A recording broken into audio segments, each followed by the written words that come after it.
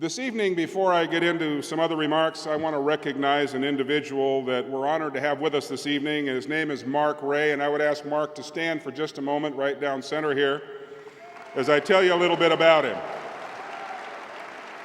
Mark is a distinguished Eagle Scout. He's a Vigil Honor member of the Order of the Arrow and a father of an Eagle Scout. Mark, sir, it's hard to see him. He's there, I promise. He's got a suit on right here. Mark served as Undersecretary for National Resources and Environment in the U.S. Department of Agriculture in the Bush administration.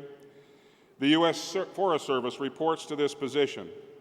And in 2003, Ed Pease and Clyde Meyer met with Mark and Dale Bosworth, then the Chief of the U.S. Forest Service, to discuss the possibility of conducting a significant conservation project for the Forest Service in 2008. That meeting gave birth to AeroCorps 5, and the rest, as they say, is history. This most incredible project would not have been possible without Mark's vision, guidance, support, and participation. Please join me in paying tribute to Mr. Mark Ray. Mark, once again.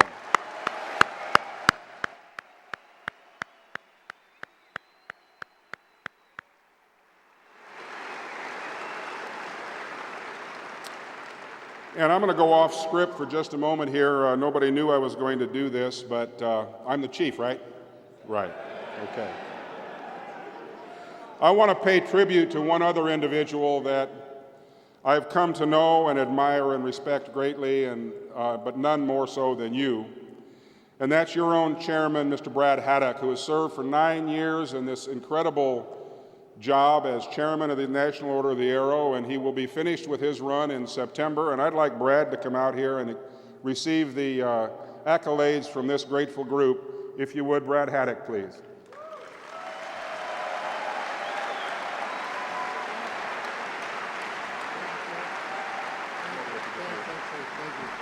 Thank you all. I just handed Brad a medallion. When I first became chief, I had these made up, and on the front of it is the emblem of the Chief Scout Executive, and on the back it says, "Thank you for being a scout. The world needs you." And we desperately needed you and continue to need you, and thank you so much for your service. Appreciate it. Thank you.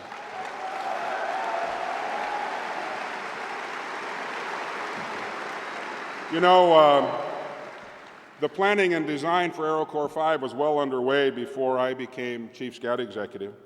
And while I have all the faith and had all the faith, and because I'd been an airman and worked with the Order of the Arrow over many, many years, I had all the faith in your capacity to deliver. I had no idea what to expect. And when I went to the Bridger Teton project, who went to Bridger Teton? Needless to say, I was overwhelmed with the breadth and the scope of that project. I was inspired by the energy and the organization and the vision of such an undertaking, and I stand before you tonight in awe and filled with pride and admiration for what you did through AeroCorps 5. Not only for the tremendous and enduring service that you did to this country and the projects that you did, but even more importantly, or at least equally as importantly, for boldly showing America once again why scouting is such a vital part of the fabric of our society. I commend you and I salute you, and give yourselves a hand for AeroCorps 5.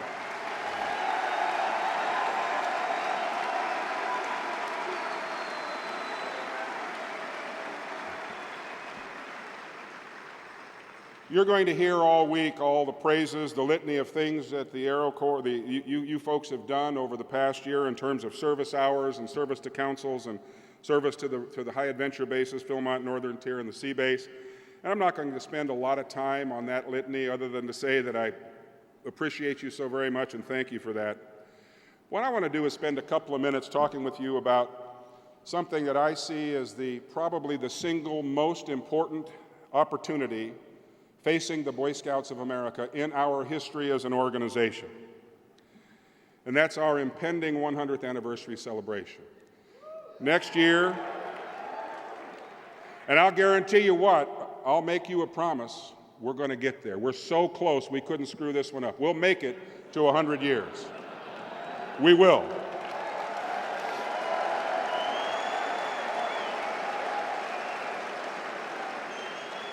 But I'm also going to lay a little something on you because I know you're men and women of honor and integrity, and you can take it. I'm going to challenge you a little bit tonight because I'm convinced that if there's going to be a vibrant second century of service to this country by this great organization called the Boy Scouts of America, it's going to depend on what you and I do together over the next 5 years or so. Many of you have heard me, if you've heard me talk at all over the last year and a half, you've heard me talk about reintroducing the American people to scouting, a Boy Scouting that we defined. You know, for over a decade, we've allowed others to define us. We've allowed ourselves to be co-opted for lots of different reasons. And in fact, we have such a positive story to tell. And I'm going to illustrate it this way. I'm going to give you an example, and here comes the challenge. Because in Aero Corps 5, for example, you proved that you would stand tall and stand proudly in your scout uniform and proclaim to America what scouting was capable of. I wear a lapel pin on my suit coat or coat wherever I go, and it's a Boy Scout lapel pin. It's the obvious Boy Scout logo. And it always goes something like this. You're going to get on a plane, you go to take your coat off, and your seatmate says, "Oh, is that a Boy Scout pin?" And you say, "Yeah, it is." The very next question, guess what it is? Are you still around? Are they still around? Are they still around?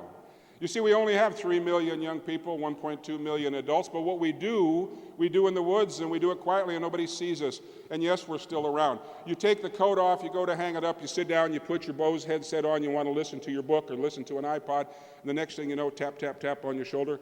You know, let me tell you about my scout, old Joe Kobus, my scoutmaster. Man, he was the greatest influence in my life. Next to my dad, he was the greatest thing. I said, "Wow, that's great." I'll tell him about my scoutmaster, put the headset back on, tap, tap, tap. Let me tell you about old Camp Wally Gazip. You know, we did some things I can't tell you about, but I can tell you about some of them, and they were really, really good. Really, really, really good. You know where I'm coming from. And then the next thing you know, you hear this in sort of a wistful, plaintive sort of a way. You know, one of the biggest regrets of my life is that I never finished that last merit badge and never got my eagle. I discovered cars and girls and straight off the trail. Or, conversely, the proudest day of my life was the day that my mom and dad pinned that eagle badge on my chest. We have over 50 million living alumni out there, and America has an itch just waiting to be scratched. And you're the back scratcher. Each and every one of you who believe in scouting and its value in this society going forward into our future has an obligation and a duty to proclaim how proud you are of that and to stand tall and invite people to join in part of that. And our 100th anniversary is going to give us an opportunity in every council in America to celebrate for an entire year. This is not going to be a February 9th bake a cake, sit around, sing happy birthday, and talk about the good old days. This is going to be about proclaiming the future of the Boy Scouts of America, not just this glorious, glorious past we've had. That's what it's all about.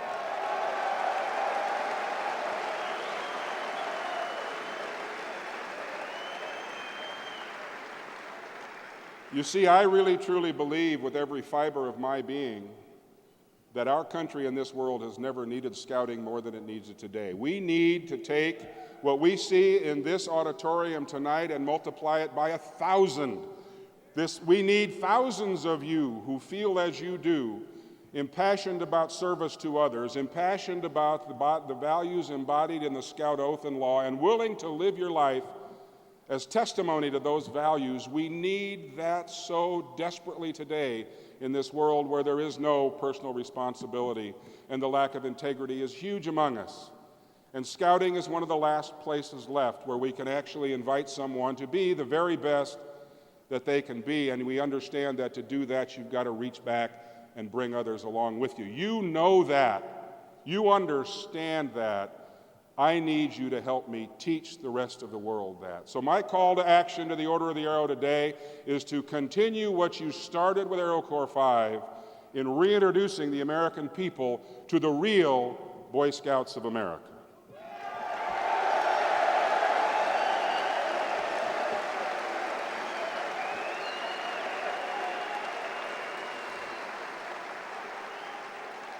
So All right. So as you embark on another marvelous week of fellowship and leadership, I want to wish you well. And I would close my remarks by just saying to each and every one of you, God bless you. You are the best. Thank you very much.